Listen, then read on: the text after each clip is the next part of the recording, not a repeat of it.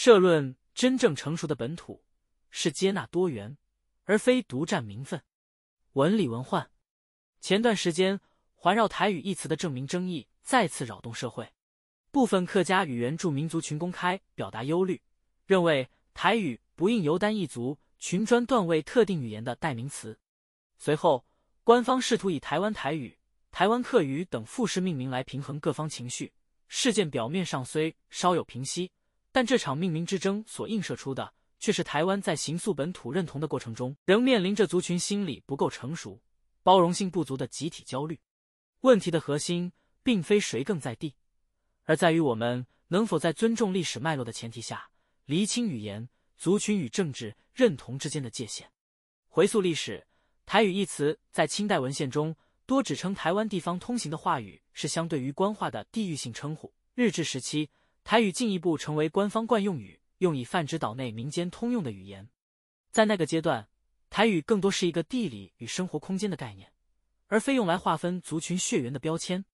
然而，随着时代推移，闽南语因其人口基数与传播优势，在公共媒介、影视动员及解严后的社会运动中，逐渐取得了话语权的优势地位。这导致台语一词的指涉范围被收窄，固化于闽南语之上。这种语义的转变，与其说是语言的自然演化，不如说是特定历史条件与社会惯性长期交织下的结果。当这种惯性被提升至政策层次，甚至隐含正统意味时，自然会引发其他并存于这块土地上族群的相对剥夺感。我们必须正视一个历史现实：台湾自古即是多族群共生的岛屿，原住民族、闽南人与客家人在不同政权下互动、激荡，虽然语言间彼此借词、音韵互染，形塑出独特的台湾风味，但这并不代表各族群的语言源流可以被随意混同。台湾闽南语有其祖源系统，客家语亦然，而原住民族语更有其不可取代的南岛语谱系。所谓的在地化，应是语言在应用层面的演进与词汇的丰富，而非对根源历史的切断或掩盖。令人担忧的是，当台语被窄化为特定族群的专属称呼，甚至被赋予某种政治上的道德高地时，这种论述其实正陷入一种忘本的吊诡。若为了追求形式上的台，而刻意淡化语言背后的族群来处，这并非真正的本土，而是一种缺乏自信的表现。真正尊重祖先与文化的人，不需要透过占有名词来证明正统；真正有韧性的文化，更不必靠吞并他人的定义来确立自我。对于客家或原住民族群而言，面对这种语言框架的挤压，更无需自我设限。以客家文化为例，它本就是一个跨越疆界、具备全球视野的族群共同体。若为了岛内的名称之争而缩小了文化格局，反而是对自身文化厚度的低估。